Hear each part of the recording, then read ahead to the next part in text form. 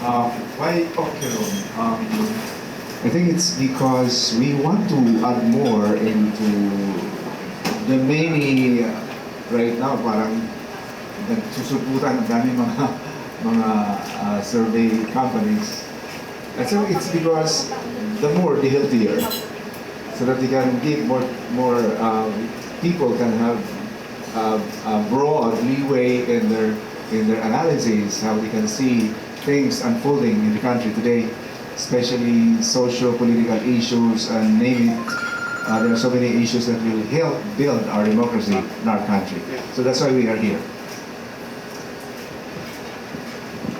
Thank you very much, Monsignor.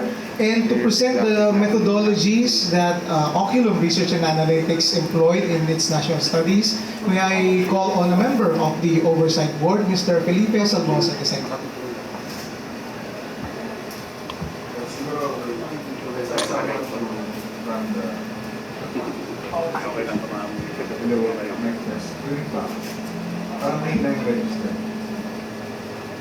May nag-register. Yeah. Okay na. Okay. I'm delivering this on behalf of si Dr. Joseph Mercado, who's our chief statistician. If you can show him, si Dr. Mercado.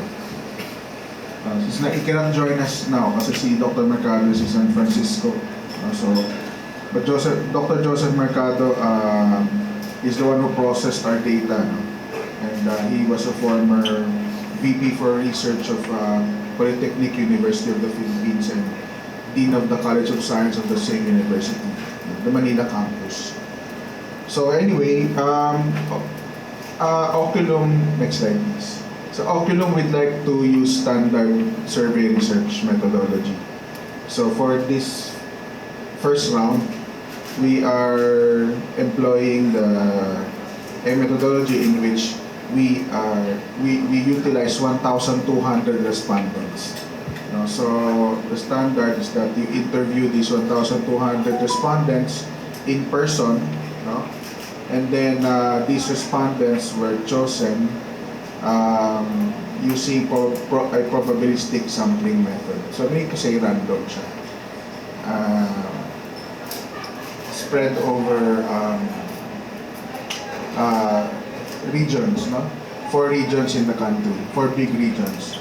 So as we said, we used probabilistic sampling, and then we used the computer-assisted tool to choose the areas at random, and then sa standard survey methodology, 1,200 respondents will give you a margin of error of +3 or -3 points at the national level.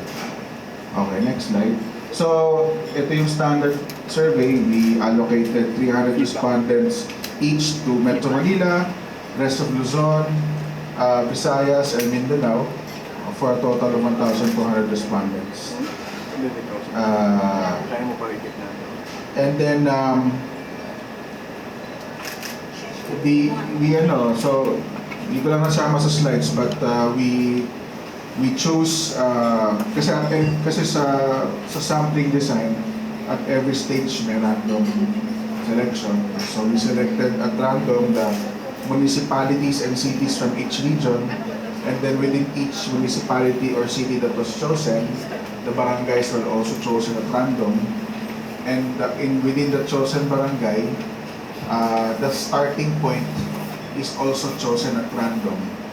And then we choose yung mga standard na mga method for selecting households. So, ang ginamit dito yung tinatawag nila na skip 9, get 10.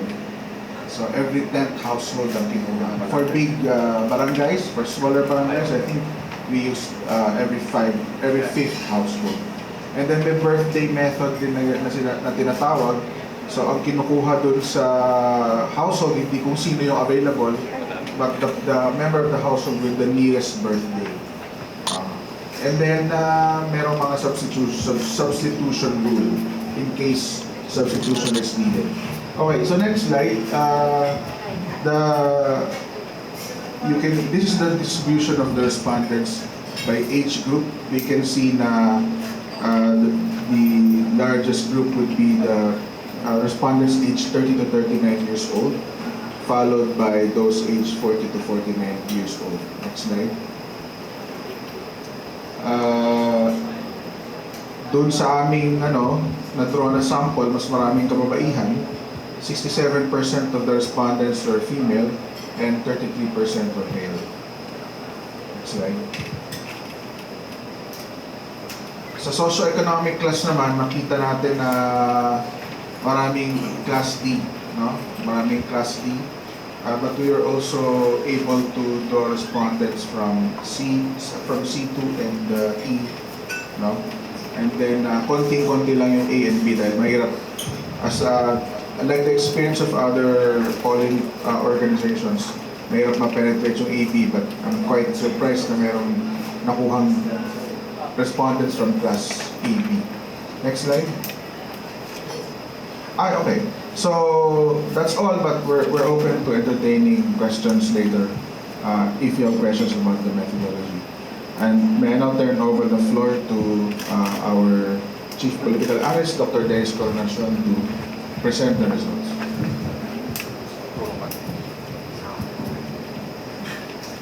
Hello, good morning. Thank you very much, Sir Ipe. So my task here is to present the results of the survey as regards the preference for senators, the social issues that are closest to the heart of our respondents, and the job performance satisfaction rating of the top national officials. So to begin with, for the senatorial preference, this analysis examines the survey results pertaining to the popularity of potential 2025 senatorial candidates as indicated by respective support levels and rankings.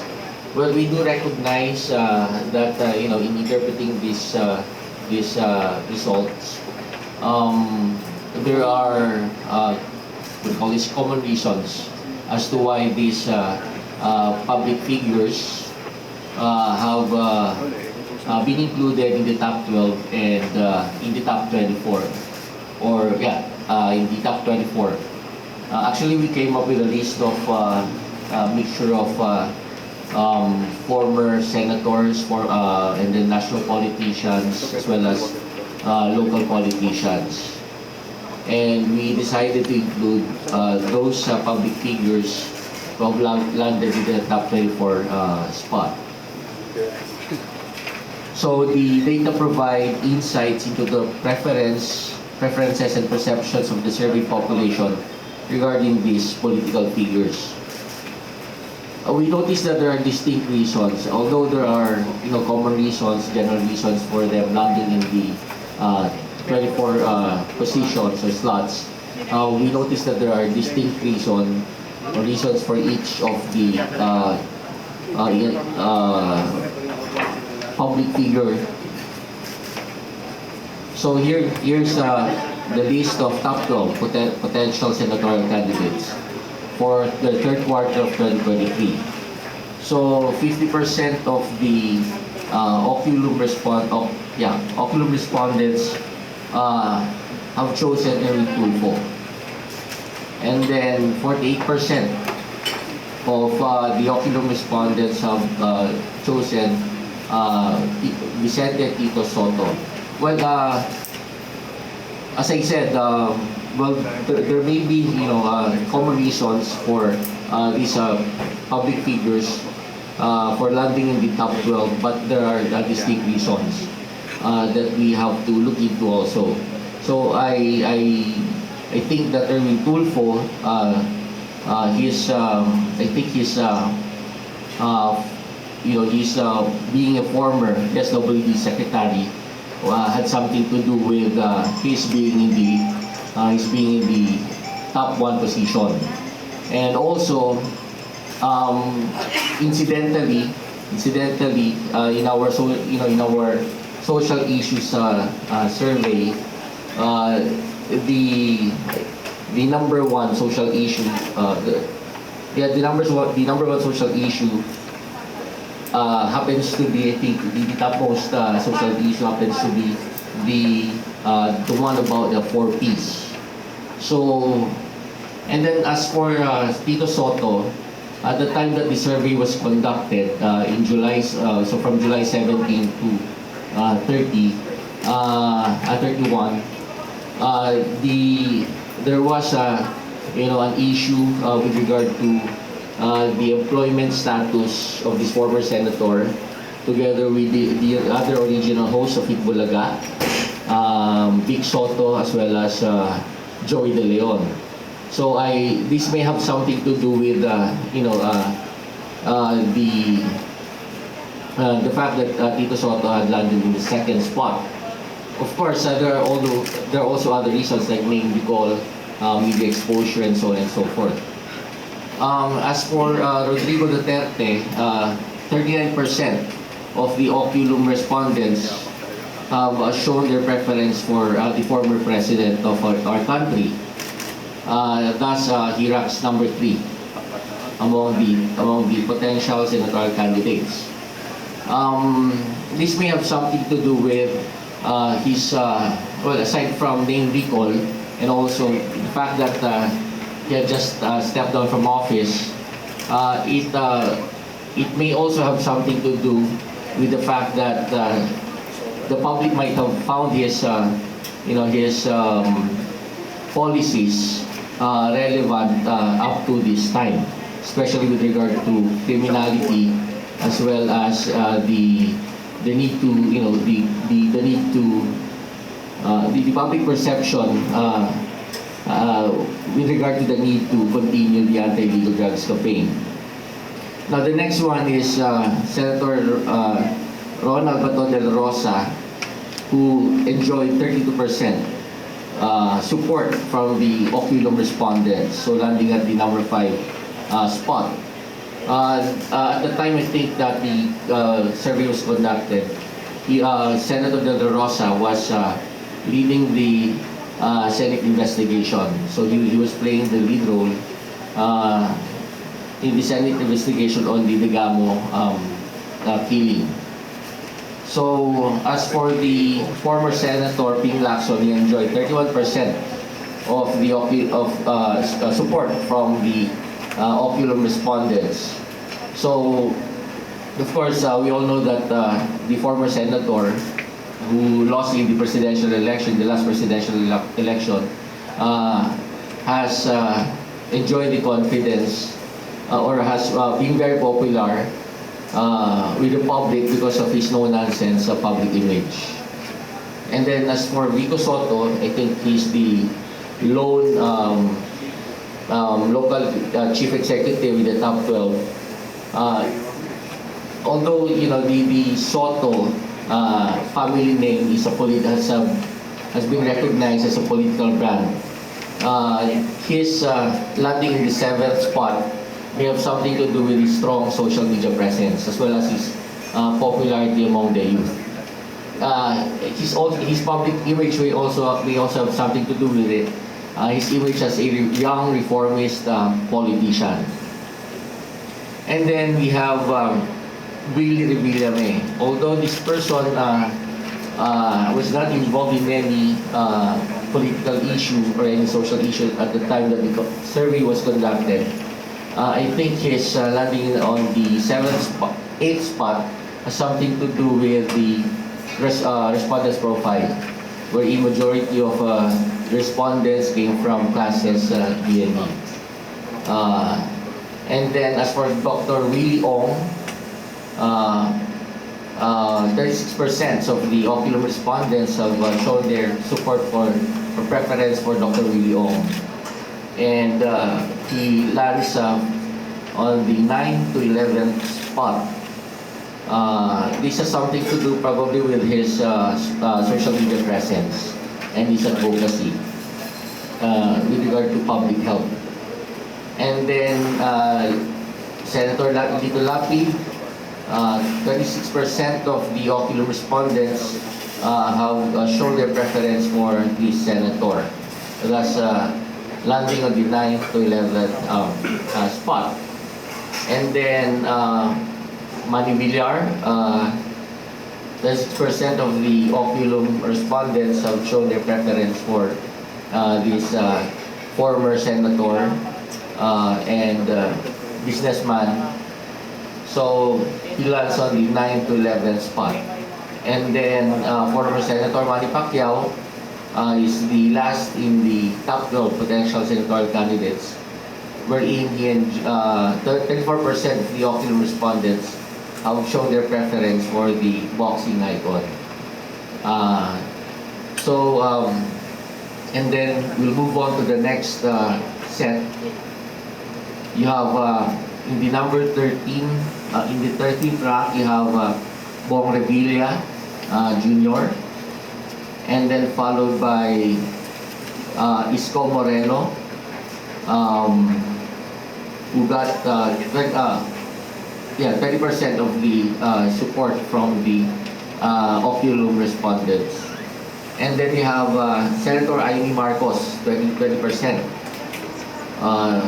And then Christopher Bongo, 30% also. Although they are in the number 14 to 16 spots, they are still within the striking distance of the winning circle. And then former Senator Gringo Hanasan got 19%. And then opposition politician Ma Rojas, as well as Kiko Pangilinan, got 19 and 18% respectively.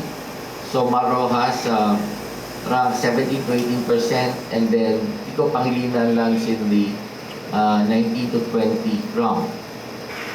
So Jejo Malvinay, 18%, is tied with Kiko Pangilinan in the 19 to 20 rank. And then the former Vice President, Leni Robredo, got 17% support from the Oculum respondents. So she's on the 21st rank. And then the former City Mayor of Quezon City, Herbert Bautista, 14%. And then his rank is 22nd. And then former Senator Richard Gordon, 12%. And finally, former presidential spokesperson Harry Roque got 11%, rank number 24. So moving on, about the social issues, the survey results yielded significant insights into public attitudes on a range of issues in the Philippines. So key findings reveal distinct levels of support for various topics. So the social issue that has been given strongly support by the Oculum respondents is the Pantawid Pamilyang Filipino program, or the 4Ps, with 91% support. And the next one is climate action with 54%. And then K-12 with 53%, mandatory ROTC in college 50%, rice importation 45%, and then small town lottery at 35%. So small town lottery enjoys less support from the Oculum respondents. And then the Maharlika Investment Fund at 34%, anti-communist insurgency 33%, divorce 22%, Soji Bill 21%, mining 18%, same-sex marriage 17%, partnership with China 15%, and then Pogo 9%, Isabong 7%. So here's the range of social issues that resonate with the public, as well as those that are not fully supported by the Oculum respondents. Now, as for the top national officials, this analysis presents the outcomes of a survey conducted to assess the level of satisfaction of Filipinos as regards the job performance of top national officials. This analysis aims to identify trends in dissatisfaction and draw meaningful conclusions about the factors influencing these sentiments.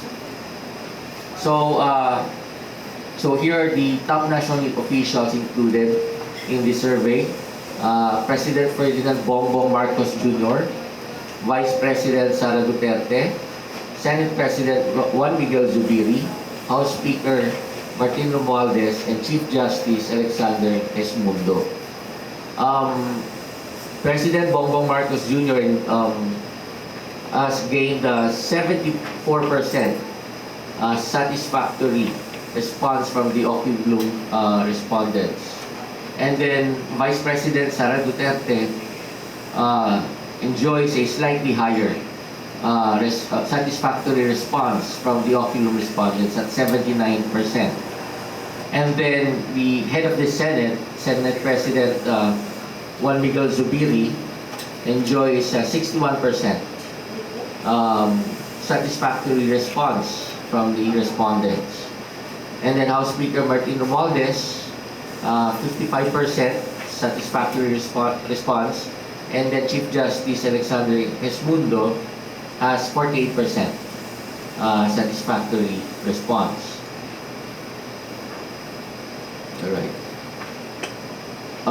Okay. So if you have questions, we're going to entertain and try to respond to your questions.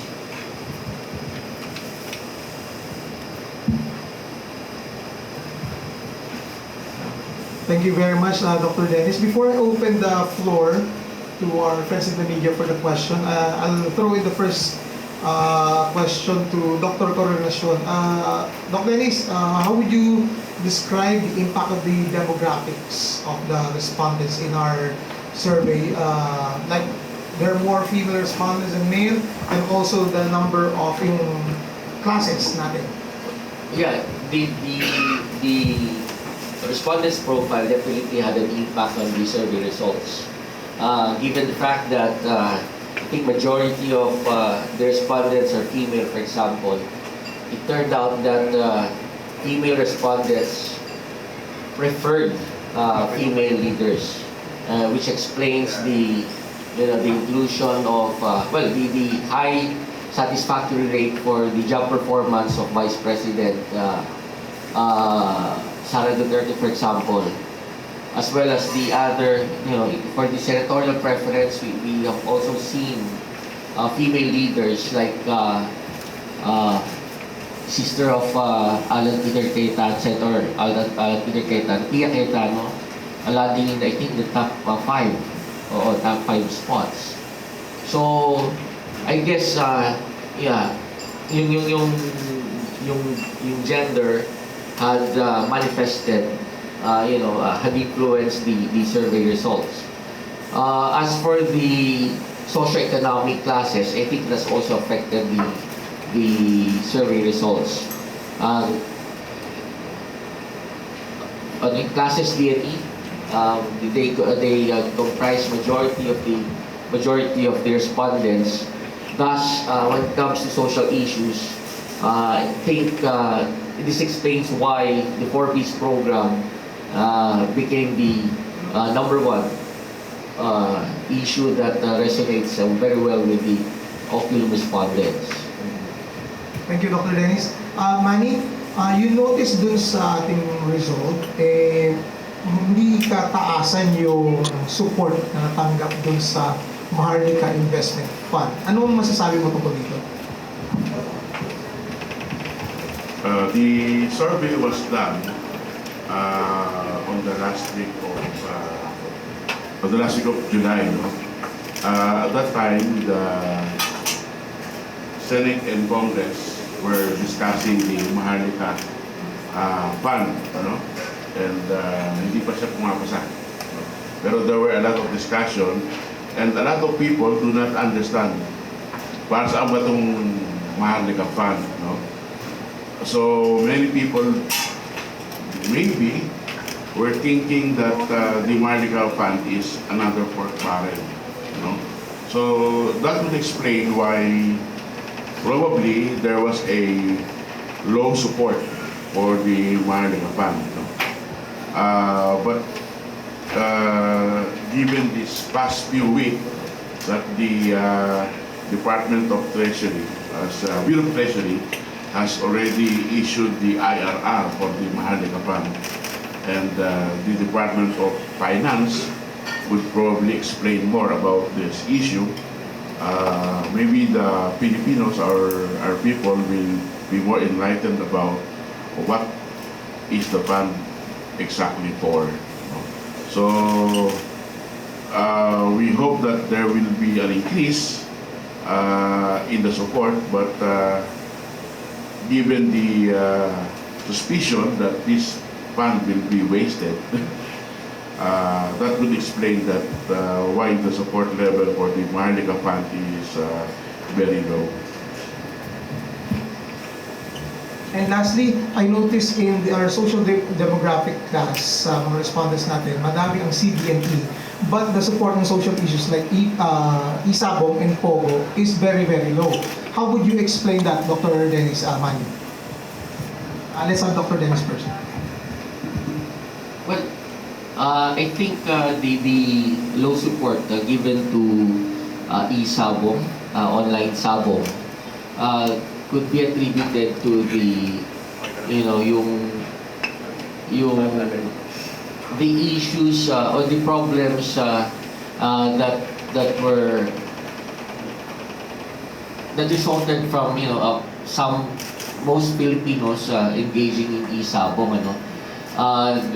There were reports na people were suffering, those who engaged into gambling were suffering economically, financially. So that's the very low support. Especially we are still we are recovering from the pandemic. It would be very hard it would be not wise for Filipinos to waste their money on gambling. Kaya hindi siya very popular among Filipinos. So apart from the fact na may morality issue doon doon sa gambling. So it's an economic issue as well as a morality issue. I think yung e-sabong is very popular among Filipinos, given that the e-sabong generates billions of pesos in their operation. However, there is a problem when it comes to crime, because several isabongeros,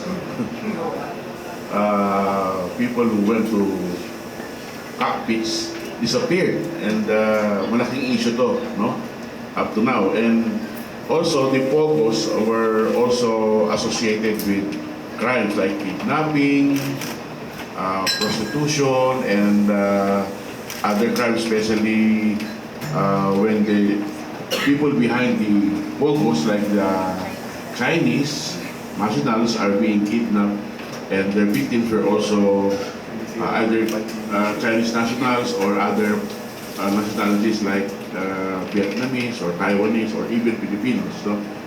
So there is a crime factor sa isabong and sa Pogo, which show that people are turning against it.